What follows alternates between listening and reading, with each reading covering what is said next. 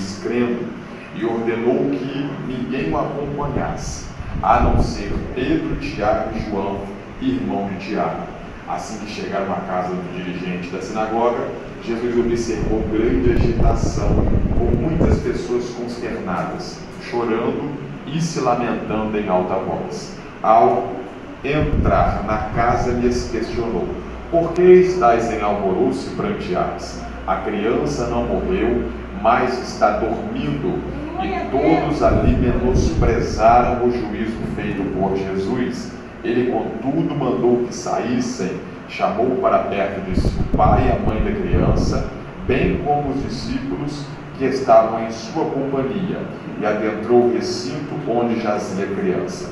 Então, pegando na mão da menina, ordenou em aramaico: Talita, que significa filhinha, eu te ordeno, levanta-te. E no mesmo instante, a menina, que tinha 12 anos de idade, ergueu-se do leito e começou a andar. Diante disso, todos ficaram assombrados.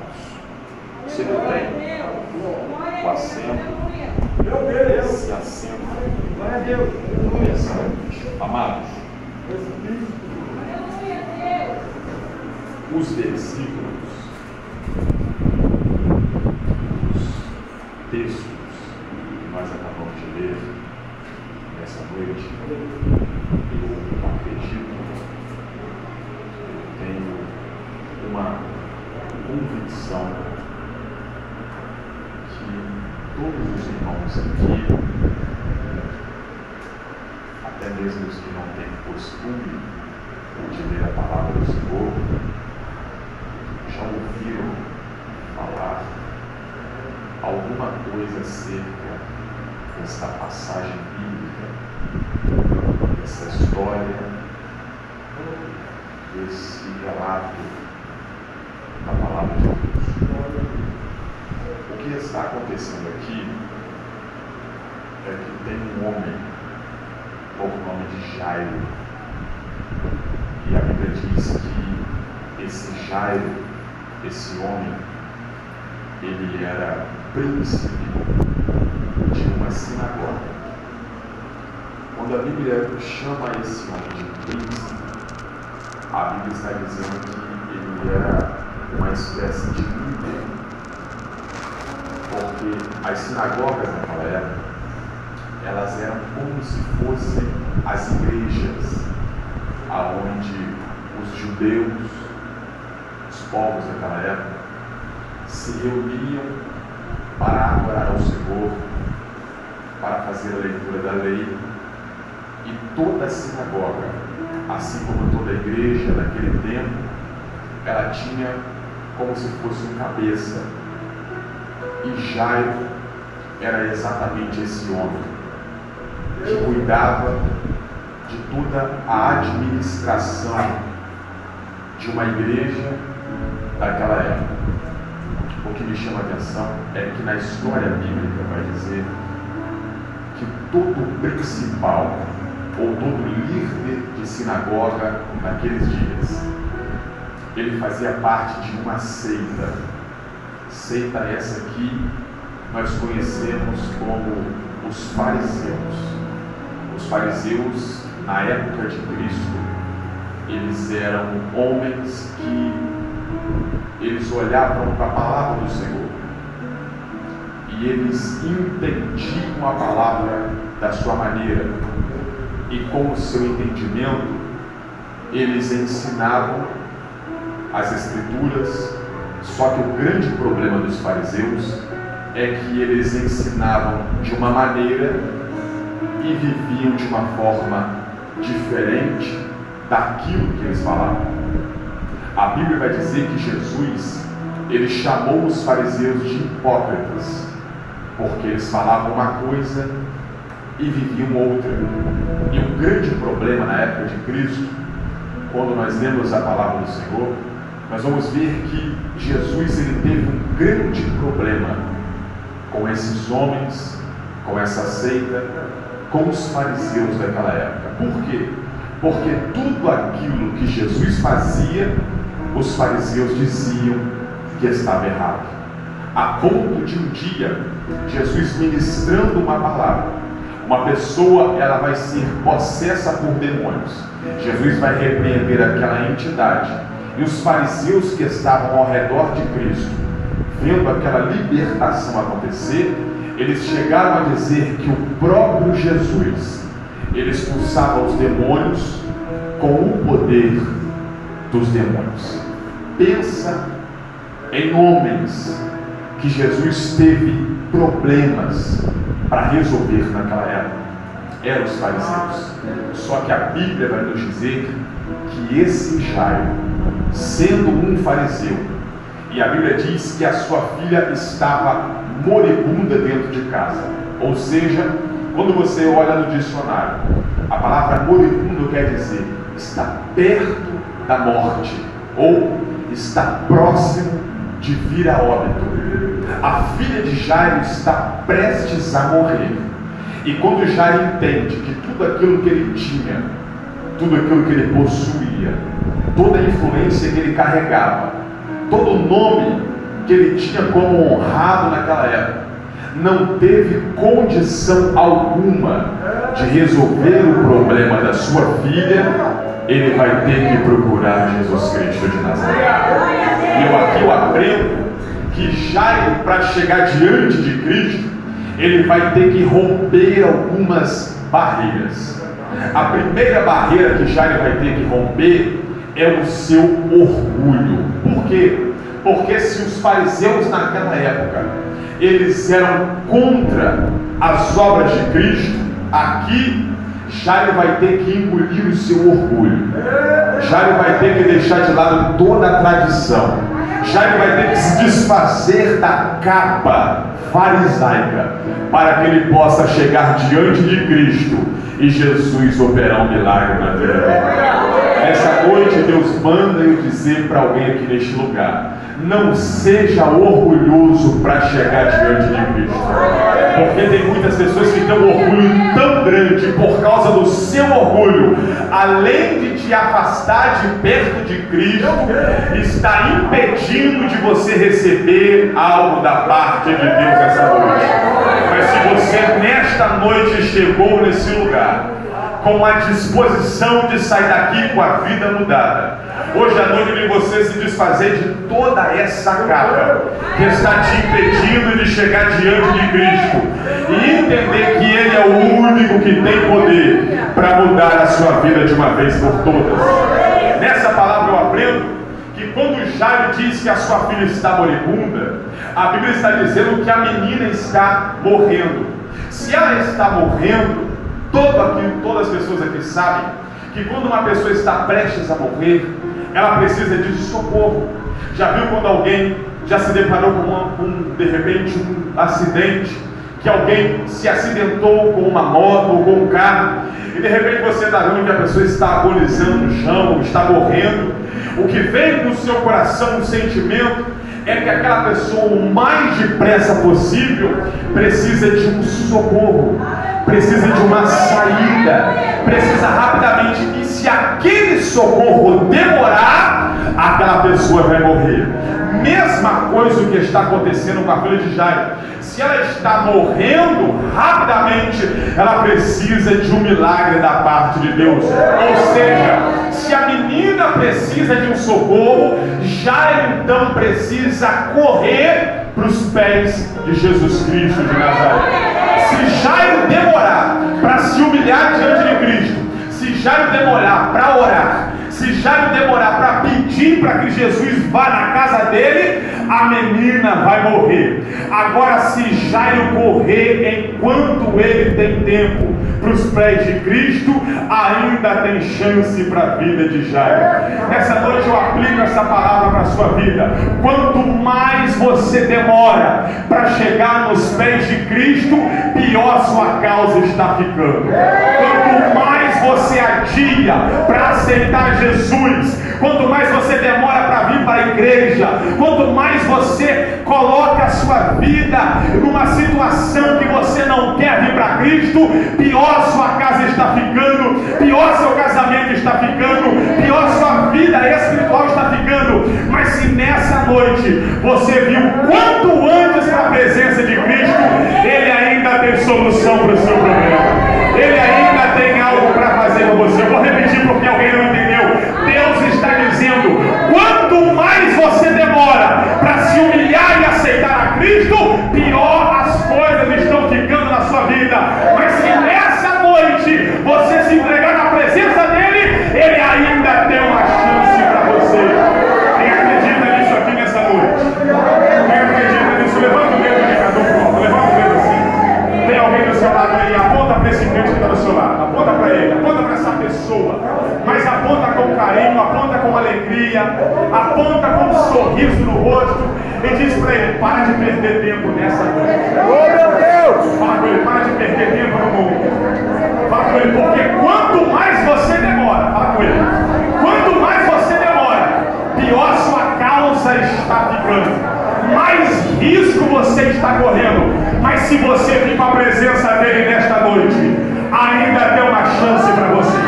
Diga para ele: venha enquanto é tempo. Fala com ele: se humilha enquanto é tempo. Aceita Jesus enquanto é tempo. Adora enquanto é tempo. Reconhece Jesus como Salvador enquanto é tempo. Porque quanto mais você demora, pior está ficando. Mas se você reconhecer nessa noite, ele ainda tem uma saída. Ele ainda tem um milagre. Ele ainda tem uma vitória. Ele ainda tem uma libertação. Ele ainda pode restaurar o que se perdeu. Quem recebe essa palavra aqui, ele ainda tem.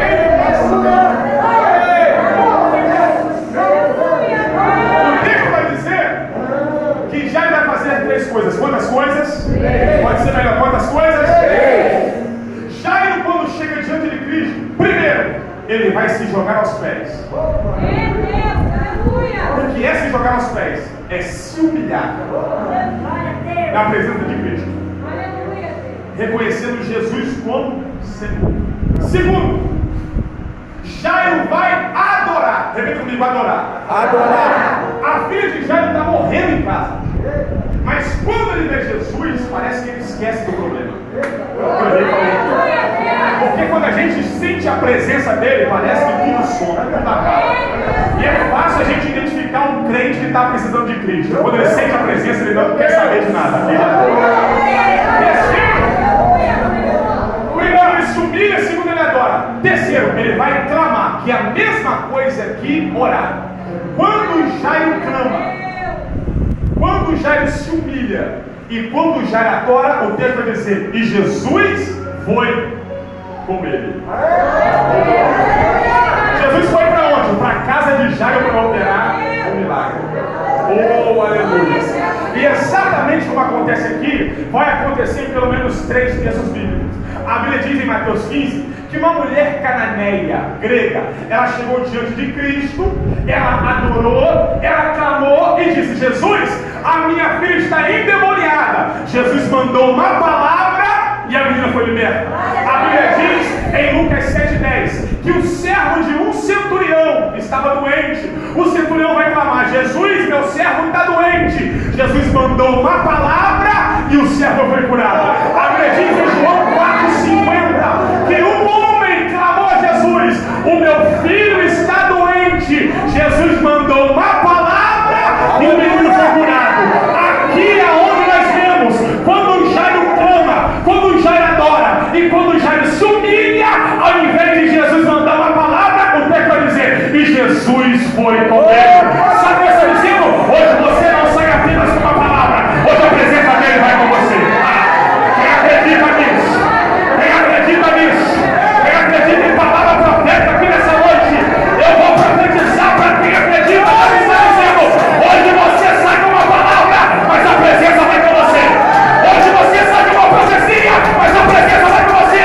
Hoje você sai daqui com uma revelação, mas Jesus está dizendo: hoje eu vou com você, hoje eu vou com você, hoje eu vou com você.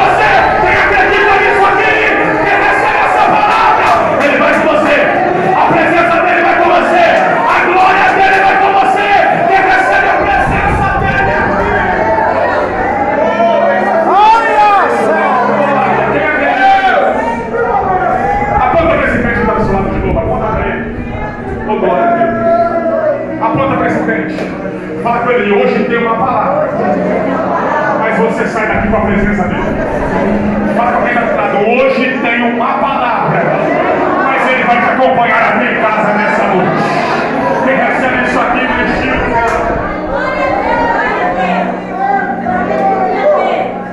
enquanto Jairo está indo com Jesus e Jesus está indo com Jairo, o texto vai dizer que ali tinha uma multidão. Repita comigo, uma multidão.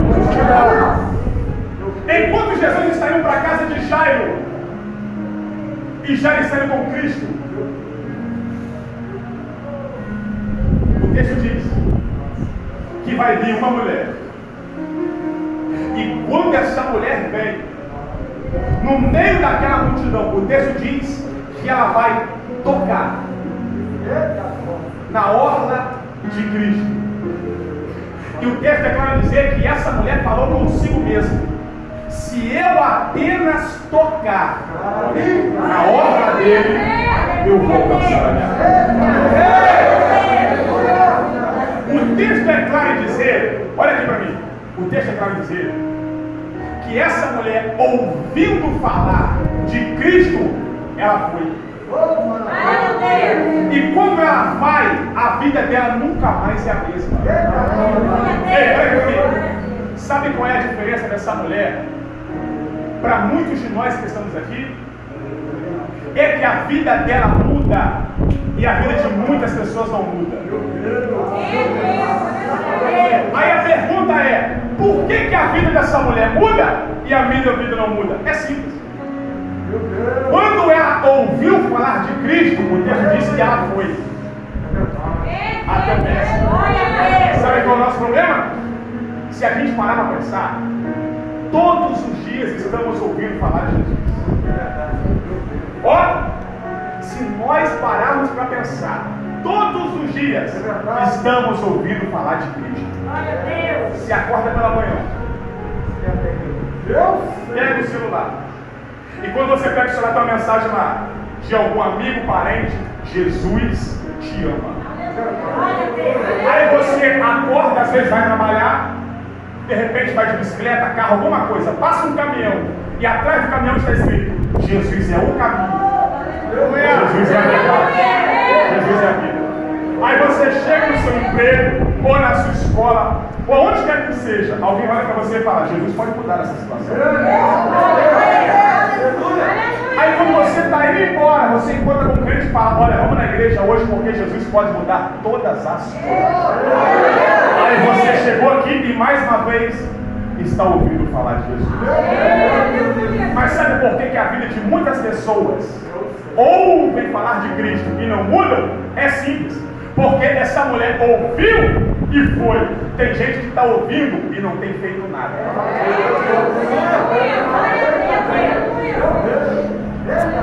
Glória a Deus. Aponta para esse crente que está do seu lado. Aponta com amor, com carinho, aponta com alegria. E fala com ele: hoje você não vai somente ouvir. Hoje você vai tomar uma atitude. Aleluia! E a sua vida vai ser mudada de maneira. Glória a Deus! Fala com esse crente: hoje é noite de atitude. Chega de somente ouvir. Hoje é noite de ouvir e dar o primeiro passo. Hoje é noite de ouvir e tomar uma atitude. Hoje é noite de ouvir e aceitar Jesus como único e suficiente. A vida dessa mulher muda porque ela ouviu e foi. E o texto é claro em dizer que ela vai tocar na orla. Olha aqui para mim para te falar um negócio. O problema dessa mulher, a Bíblia vai dizer que é um fluxo de sangue. Ela tem uma hemorragia. E a Bíblia vai dizer que essa hemorragia que ela tem já dura 12 anos. E o texto é claro dizer que ela gastou tudo que tinha com os médicos. E ela vai perder tudo, porque deu tudo na mão dos médicos. No dia que ela ouviu falar de Cristo, a vida dela nunca mais foi. Sabe por que nós muitas muitas vezes estamos passando algumas situações adversas, porque ao invés de colocarmos tudo na mão de Cristo, colocamos tudo na mão do médico. E o médico aqui não fala do doutor que você foi, de repente, ontem ou semana passada. O médico aqui, de uma forma espiritual, fala daquilo que a gente acha que vai dar jeito. E que é uma verdade bíblica. Tudo aquilo que a gente coloca no lugar de Cristo sempre nos leva de mal a pior. Sabe por quê? A vida de muitas pessoas não muda? Porque aquilo que é para Cristo resolver, nós entregamos na mão de outras coisas. Nós fazemos de um outro jeito. E Jesus está dizendo, aquilo que é para eu resolver, não adianta você entregar na mão de A nem de B. Sou eu que vou resolver essa causa. Sabe qual é o grande problema de colocarmos coisas no lugar de Cristo? É que é pecado. Pecado de idolatria. Tudo que colocamos no lugar de Cristo sempre vai trazer prejuízo. Por que prejuízo? Porque a vida dessa mulher, ao invés de melhorar, piorou. Meu Deus! E quer que eu te fale uma verdade aqui? Deus te conhece tanto que Ele sabe que você veio aqui nessa noite porque a sua vida você planejou para melhorar, mas só tem piorado. Só que hoje é noite de você dar o primeiro passo e sair daqui para a presença de Jesus Cristo de Nazaré da sua vida. Ela entregou tudo para os médicos e deu errado. Só que no dia que ela coloca na mão de Cristo. E sabe o que eu acho interessante? É que quando a Bíblia fala que ela tinha um fluxo de sangue, quem tinha fluxo de sangue nessa época aqui, e geralmente o fluxo de sangue dura aí em torno, na vida das irmãs, 5, 7, 10, até 15 dias. Essa mulher tem 12 anos sangrando. E nada resolveu, a não ser Cristo. Só que quem tem fluxo de sangue, pastor Henrique, Levítico 15 vai dizer que toda pessoa que tinha fluxo, ela não poderia estar no meio da sociedade. Naquela época já existia isolamento social, não é de agora. Então aquela mulher vivia isolada. Se ela deitasse numa cama, a cama era considerada imunda, tinha que jogar fora. Se alguém apertasse a mão daquela mulher, aquela pessoa que apertou a mão ficava imunda. Se ela sentasse numa cadeira, por causa daquela doença, aquela cadeira ficava imunda. Só que o texto diz que ela vai tocar na obra de Cristo. Aí a pergunta, mas peraí, pregador, por que é que ao invés de Jesus ficar imundo, a virtude de Jesus passou para a vida dela? A pergunta é, pregador, por que ao invés da imundícia da mulher passar para Jesus, a virtude de Cristo passou para a vida dela? É simples. Ao invés da imundícia passar para a vida de Jesus, o poder de Cristo passou para a vida da mulher. Por quê? Porque maior do que aquele problema é o poder de Deus sobre a doença. Quem acredita nisso? Jesus está dizendo, o meu poder é maior do que esse problema. O meu poder é maior do que essa depressão. O meu poder é maior do que essa crise. Então só depende de você nessa noite dar o primeiro passo, tomar uma atitude e sair daqui com a vida mudada nessa noite. Segundo, o texto diz que quando ela toca, a Bíblia vai dizer assim, ó, e Jesus curou a fonte. Repita comigo, fonte. Jesus curou a fonte daquele mal. Sabe o que eu acho interessante, irmãos? Que existe o mal e existe a fonte do mal. Já viu? Se você for no médico com uma dor de cabeça, você vai chegar lá, o doutor vai virar para você e vai falar assim, vai na farmácia, compra um paracetamol, uma doralgina, neosaldina, dipirona. O médico vai te receitar um remédio para tratar da dor de cabeça. Só que o problema é que por trás daquela dor de cabeça existe uma fonte que está trazendo dor de cabeça. Então o médico não pode aliviar somente de pirona, ele tem que tratar a fonte. Olha onde Jesus curou a mulher. Glória a Deus. Jesus não foi só no mal, Jesus foi na fonte do mal. E é o recado de Deus. O mal dela é o fluxo, ou seja, é um problema que todo mundo consegue ver. Agora, a fonte do fluxo, ninguém vê. Jesus está dizendo: hoje eu vou agir em causas que ninguém está vendo.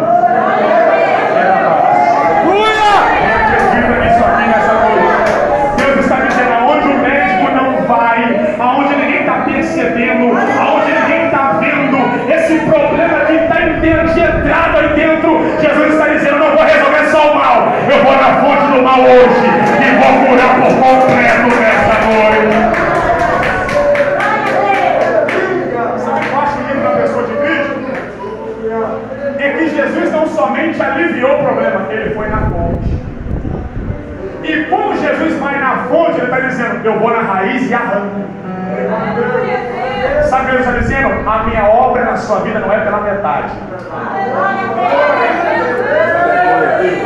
A obra de Cristo na sua vida não é incompleta, é uma obra completa. Porque quando essa mulher chega diante de Cristo, ela vai entregar tudo o que ela tem, ela vai se jogar por completo. Sabe o que Deus está dizendo? Se é para você dar o primeiro passo, se entrega por completo. Porque quem entrega-se por completo, Jesus faz uma obra completa. Hoje Jesus está dizendo: eu tenho uma obra completa para fazer na sua vida. Por quê? Eu salvo você e tem poder para salvar a sua casa. Eu salvo você e tem poder para te curar. Eu salvo você e tem poder para abrir uma porta. A minha obra nunca é 50%. A minha obra é completa na sua vida.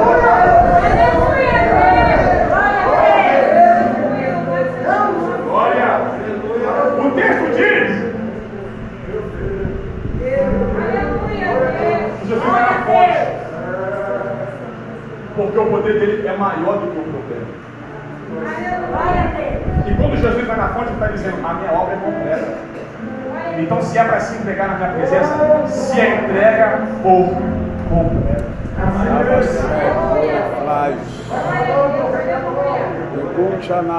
O texto diz que ela tocou, repita comigo, tocou.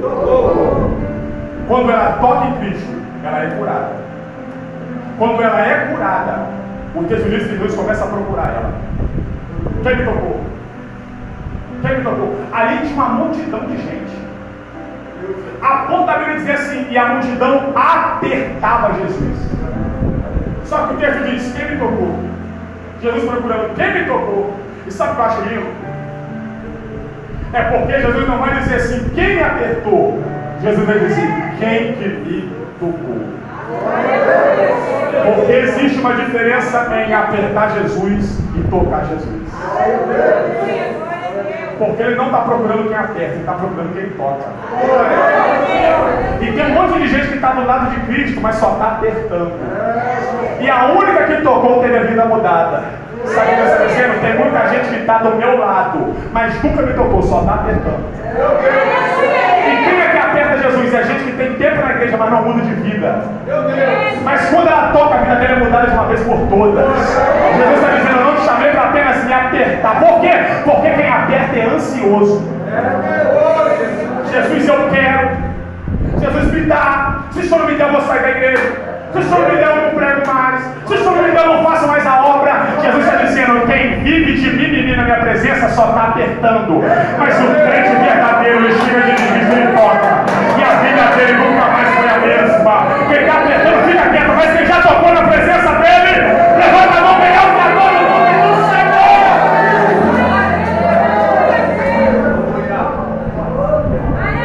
O texto vai dizer que Jesus está procurando a mulher. Sabe o que eu acho lindo? Que Jesus sabe que ela já foi curada, mas ele continua procurando. Sabe por quê? Porque Jesus poderia pensar: já curei? Vai embora, minha filha. Só que Jesus está procurando ela.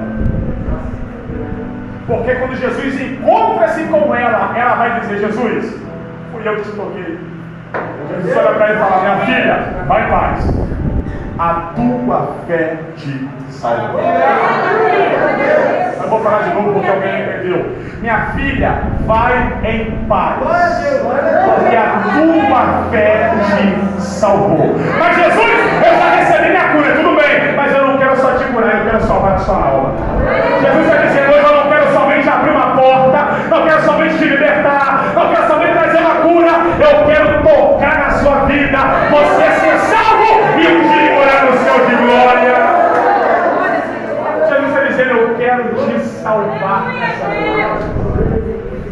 está te procurando a criticar.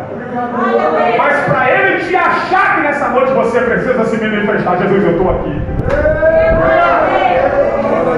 O texto diz que quando Jesus salva a mulher, ele agora vai voltar para a casa de Jairo.